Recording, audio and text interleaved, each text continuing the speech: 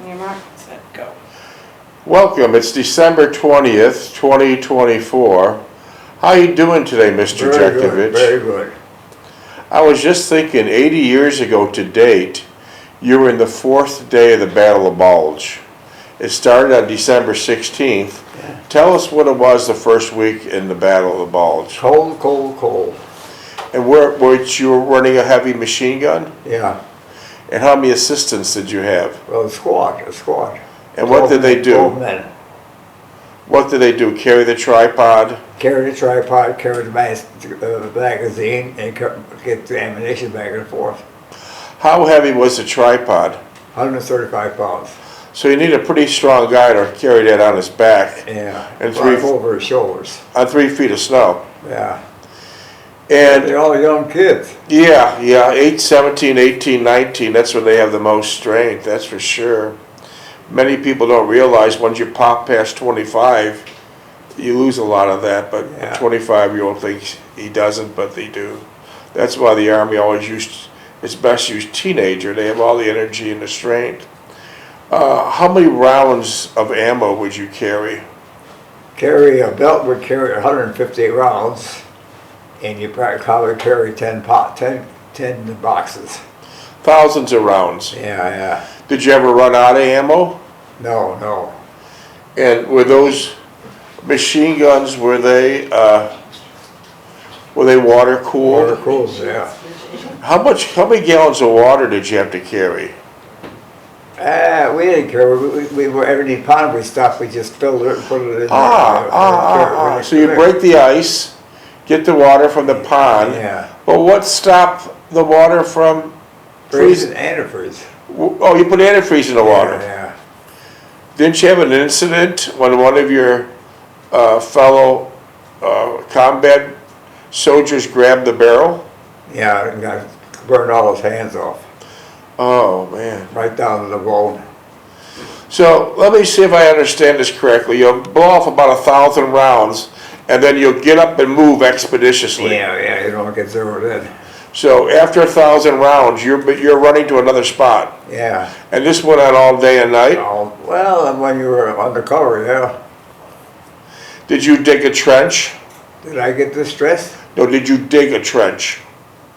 A trench, a foxhole? No. Is that because all the... It was too hard. The hard was too hard. That was my next question. Just behind a rock or a tree or something. So basically a couple shovels wouldn't dig into solid rock, mud You couldn't dig that's frozen. You couldn't dig And besides, you leave it after you blow off 1,000 rounds anyways. And then you freeze that foxhole? Yeah. So if I understand this correctly, you blow off 1,000 rounds and the whole crew would get up and move quickly to another location, so you're not zeroed in. Yeah. So you're not zeroed in. Are you the one that primarily operated a heavy-duty machine gun? No, there was an assistant gunner and a gunner. And what about Donald Lape? What was his position? He was a driver. But didn't he get his head blown off? He got his head blown off. What the hell was he doing? Did you say the other day he was standing up shooting a pistol? No, he didn't. He didn't stand up and shoot with a pistol. No, he was assistant gunner. Assistant gunner. So he was supposed to be laying down, but then overhead the shrapnel will come over and they hit him. Hit him right then, yeah. And you still have shrapnel in your leg, right? Right now, yeah. Is that from the same bomb? Same shrapnel, yeah. Same bomb. So he died and you have shrapnel in your leg. Yeah. How many other members of your combat force, that one bomb, how many did it hit besides you and Lape? You mean for the Germans? Yeah, no, when the bomb went off, it hit Lape, it was fatal, and then hit your leg. It was an overnight thrust. Well, you probably cover 2, 3, 4 miles in the radius. What do they put in these bombs? I guess they put stuff that could just junk that would be heavy to throw it out. But Like bolts? Yeah, they were no bolts. What was it? Tell me. the Army had stuff to just throw in there. That's all. They didn't pick up bolts and nuts and shit like that. I was thinking about the Nazis, their bombs, what were in there. Right. What was in the Nazis' bomb? They're throwing out all the shrapnel.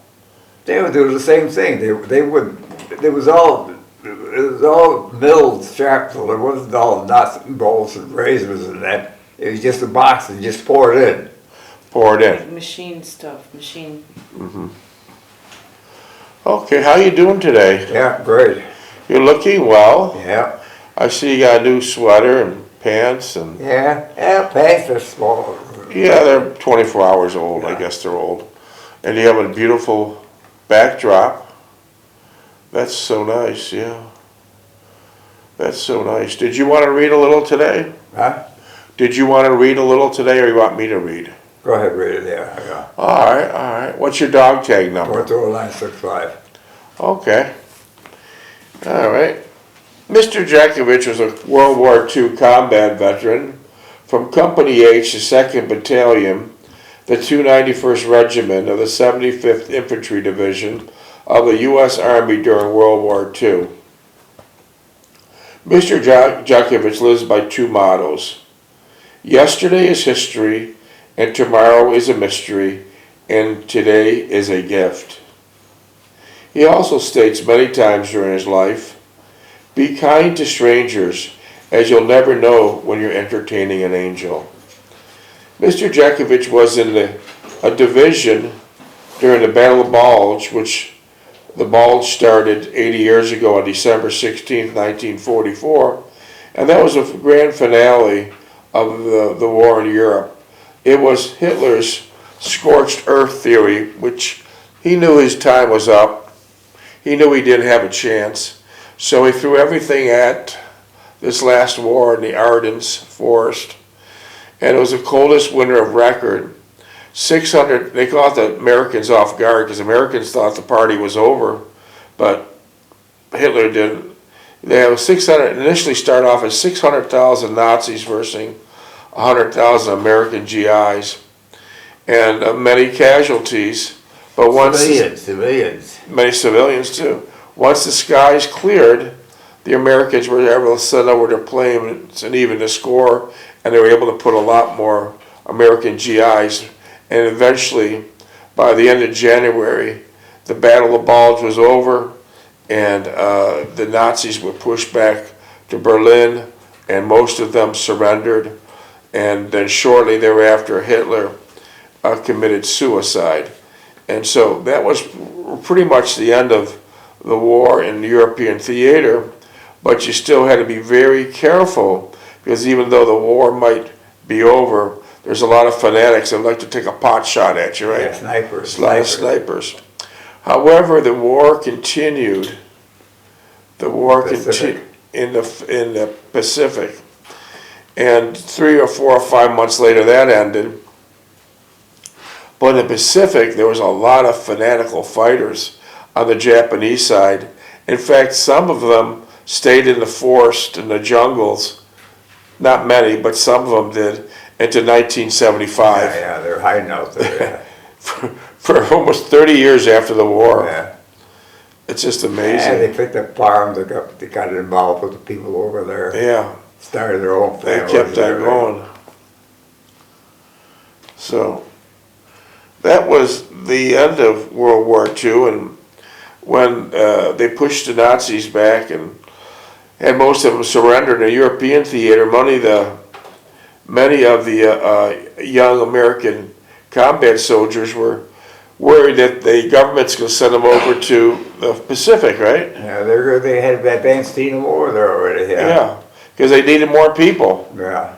They needed more people, Well, but then they dropped the bomb and that was it. once they dropped both the bombs, they didn't need to send them over, and then officially the war came to a close. And then officially the war came to a close.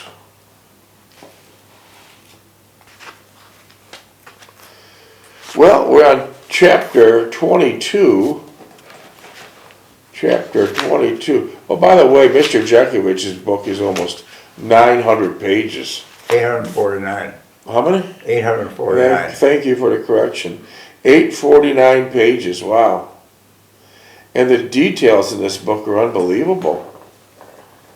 The details are unbelievable. Chapter 22 is titled Wedding Jitters and a New Life, page 683. I did not bother Delphine that much, and I knew from the previous experience that was my brother's behavior and did not make much of it either. At times exasperated, Mother, especially when Lookie was on a real sullen mood. But these times were infrequent, and since he was not home most of the time, there was no consequence to us. So Delphine met Lookie, your brother, but he was aloof to her. Yeah. After dinner, I went back upstairs while Delphine helped with the dishes and chatted with Mother and Sally. I turned the radio back on, sat on the couch, and began to reflect on what transpired this past year. The radio was playing big band music, mostly Glenn Miller. Glenn Miller, yeah. 80 years have gone by, we still haven't figured out where he is. That was a beautiful radio. Yeah. How different I thought as I look back on those days of my great concern for the future of this house and its occupants. After a while, we walked around through the apartment, noting small items that we had not noticed before, and then lingering over them, commenting and exchanging ideas relative to them. Mother was napping in her favorite chair, supposedly watching television, and naturally was alone. Delphine kissed her goodbye, and Mother walked us to the kitchen door, half asleep and a little embarrassed for having been found asleep in her chair. Where was your mother's chair? In the living room in the corner. And what did she do? Always crochet there? Crochet there, yeah. And watch Lawrence Welk? Watch TV. And soap operas? Yeah. Okay. Delphine thanked her for everything and stated she would return soon. Perhaps on the next day off, depending on whether my schedule coincided with hers. Mother was delightful at the prospect, and she was looking forward to it. We would fix us another good dinner. Delphine kissed her once again and was left for the drive back to Buffalo.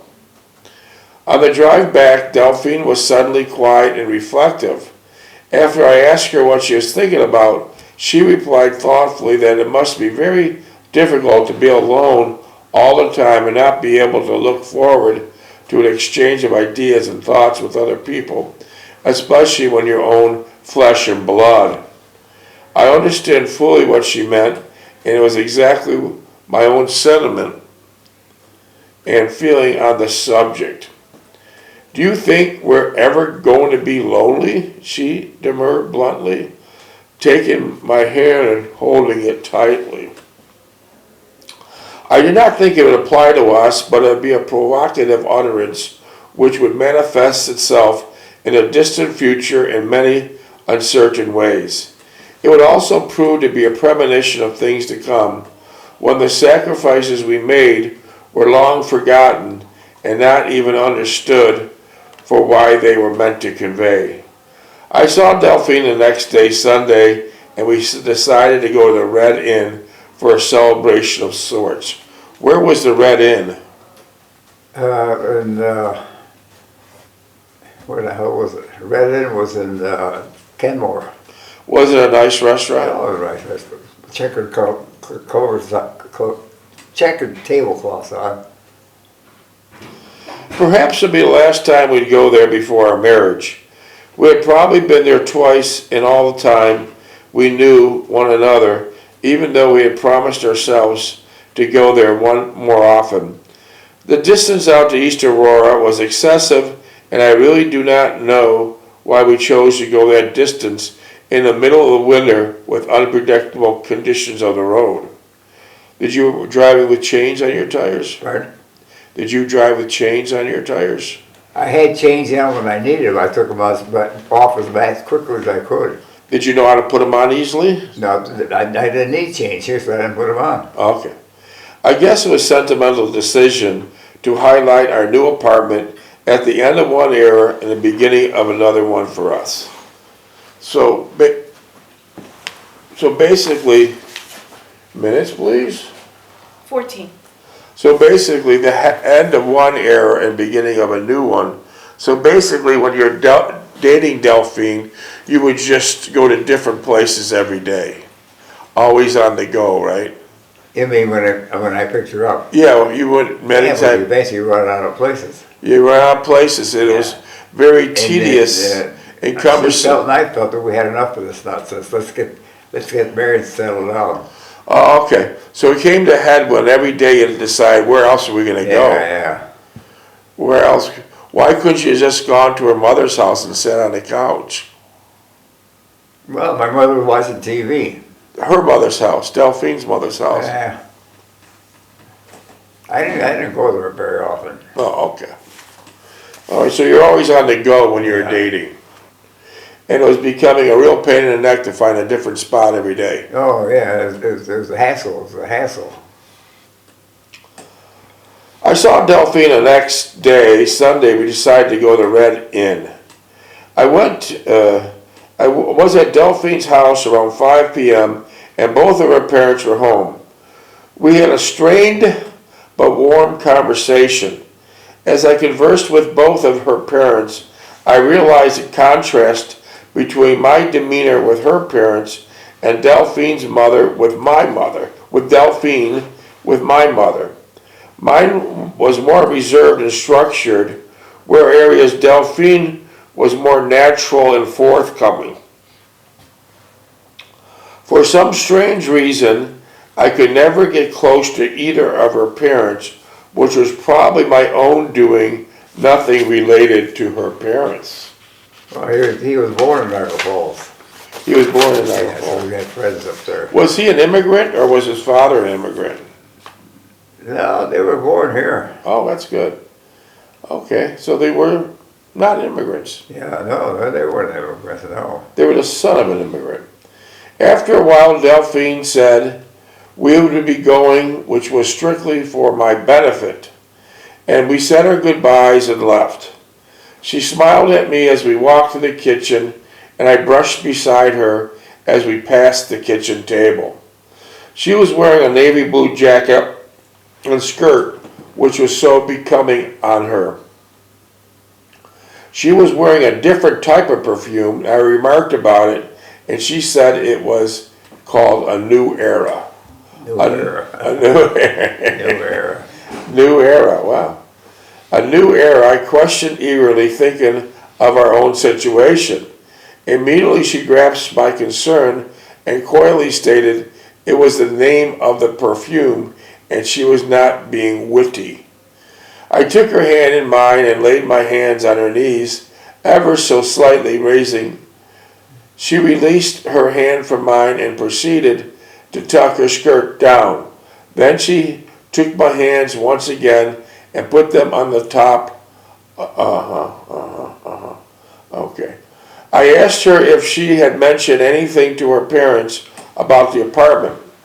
She did not hesitate, saying immediately that she had spoken about it, but only slightly. Then she said that we would have to see it later, probably after our marriage. I thought it significant that neither of her parents mentioned it or even referred to it during our brief stay. Evidently, Delphine did not think so, and I therefore said nothing more about it. We arrived at the Red Inn at approximately 6:30 p.m., and the place was fairly crowded. We did manage to get a table, but not the one we had the last time we were here. There was a roaring log fire in the fireplace, casting a yellowish glow brilliance onto the giant wooden beams on the ceiling. There were the usual colored tablecloths and napkins placed delicately on the tabletops. The serving utensils were balanced and appeared to be large jacks, as in jacks that you would play by bouncing a ball and catching a number of them in your hand. Delphine commented on them, and we both did not recall seeing them the last time we were here, although everything else remained the same. I ordered a dinner, roast leg of lamb. While we waited, we danced to some of old Glenn Miller's music, that is everything but the jitterbug. The floor was not crowded, and I held Delphine close to feel As we danced, I brushed her cheek with mine and kissed her gently on the side of the neck, pressing her firmly. We stayed at the Red Inn almost until midnight, talking and reminiscing about the days gone by and about the days come up in the future. She related to that as only less than 3 weeks before our wedding. As the days became closer and more imminent, she became more excited and apprehensive. We eventually got around to the apartment. How pleased she was with it, and that she knew it would be a good beginning for us. She did not anticipate any problems with my mother.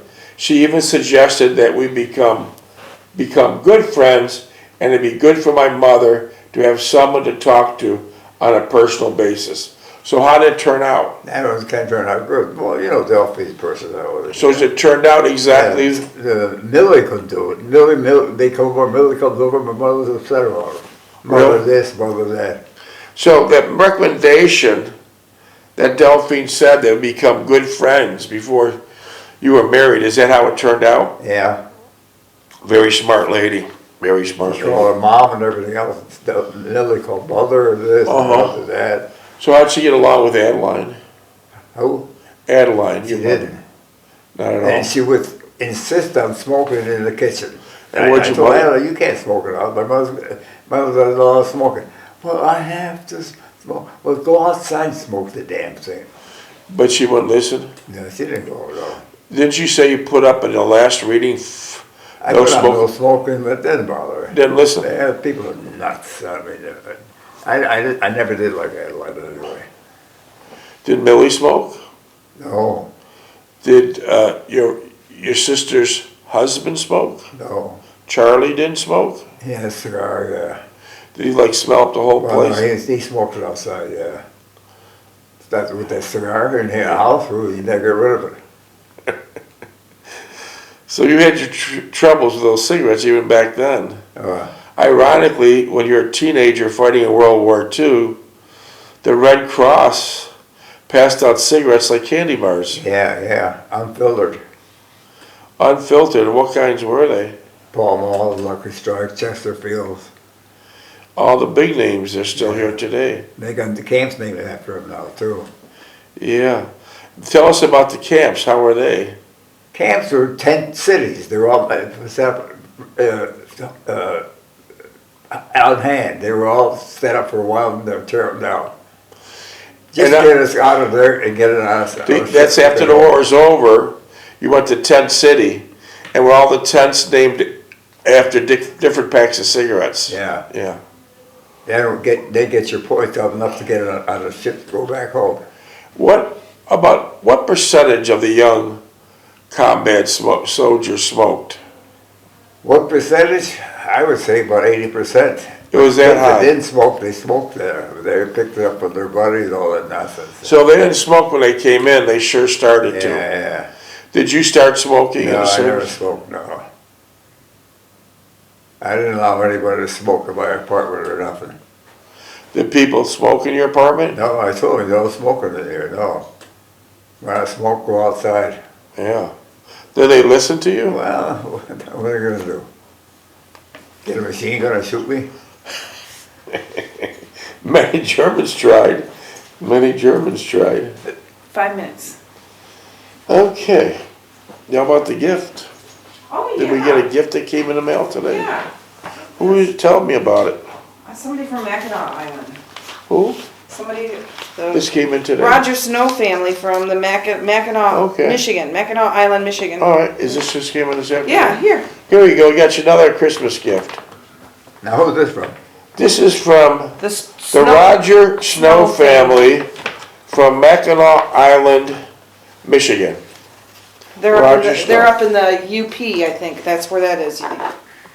What is it? What the hell is it? Huh. Oh, that's bright and cheerful. Hold it up. Let's see what it It's the is. wristwatch, right? Okay, yeah. Yeah. Hold it up. Let's see. Here, Yeah, here, yeah. hold it and show it to everyone. I'll take the Take box. here, take it, yeah. Yeah, I'll take the That box. was nice, yeah. Yeah, Send look. all these people the gifts, yeah. I'm not gonna put it on, But yeah. just look. Show it to everyone. Oh yeah. It's very Christmassy. That's very Hold nice. it up, John. Hold it up to the camera. Lift it up to the camera. Show it to everyone. See? That's Perfect. nice. All right. Very nice. So we give many thanks to the Roger Snow That's family. good figures on it, good big. Yeah, base. you can see it too. Yeah. The Roger Snow family All right. from Mackinac, Michigan. Thank you very much. Maybe I can put They that go, on here, your- John, we listen to you almost every night. Here's our Christmas watch. Don't put it there, they'll take it. Don't put it there, put it back in the box and put it in the Okay. drawer. Okay. Here's a Oh, Christmas nothing watch, here. because we notice, we listen to you almost every night. We notice you don't have a watch, so here you go. Very nice people. Very Let me see nice. it, let me see it. No, that's just a note I got from the secretaries.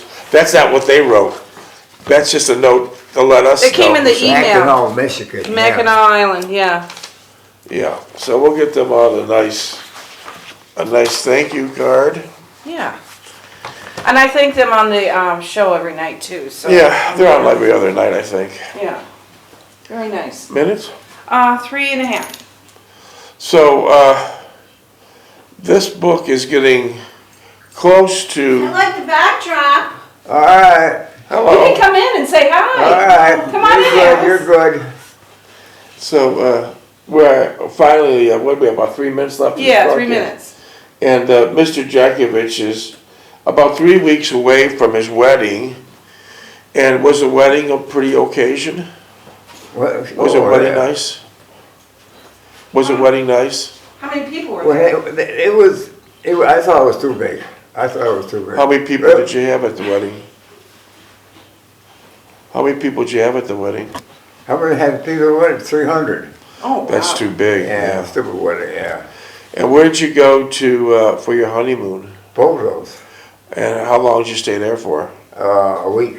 Was that nice? Oh, yeah, we had a couple times, took the kids over when they got bigger, yeah. So you went back to your honeymoon resort. Oh, yeah. Did you ever think about moving to the Poconos? I thought I almost bought a house up there.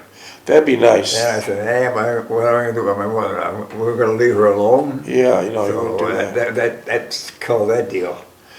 So the wedding in this book, the chapter on now, is 3 weeks away. Tell us how, which was interesting, tell us how you engaged, how you asked for Delphine's hand in marriage. How was that? How I asked her hand. Well, I had to get engaged to her first. Yeah, tell us how that went. I gave her. We were driving around. I stopped at the church in Lackawanna. I said, "Let's go in here and sit down and say a prayer for us, okay?" And then when I prayed, I grabbed her little hand, held her hand for a while. Then I took it. I slipped the ring on her finger. She said, "What's that?" She said, "Well, we're engaged now. The Lord say it. We're engaged. It's history now." So that was at the Basilica, Yeah. the Roman Catholic Basilica Yeah. in Lackawanna, New York. Yeah. And didn't you further say that you knelt at the altar after she accepted the engagement ring, the proposal to marriage, and you prayed for a long and happy marriage? Oh yeah. Yeah. How did that work out? Well, who said that? You said you prayed at the altar Oh yeah, Delphine and I went up to the altar. We prayed. for a long and happy There marriage. one of the priests came up, the young priest said, "What do you guys do?" I said, "Oh, we're just praying we're going to get married." He said, let's all sit in the pew here. Let's kneel down and say a prayer for everybody. Oh, that's That nice. was wonderful. Yeah. So I guess the prayers work, because how long were you married for? 69 years. That's beautiful. Minutes? 40 seconds. That's absolutely beautiful. Yeah. Yeah, so that might be the secret What? to propose in a Roman Catholic church or a basilica. That might be the secret. No, I don't. It worked for you. Yeah, 60. Well, I had Delphine. Yeah, 69 years. I couldn't do that with Adeline. How would that have worked? I couldn't do that with Millie. How would that have worked? I wouldn't even pray. I I said, let's get out of here, please. Why would I be hooked up with them? I don't know, I'm just asking.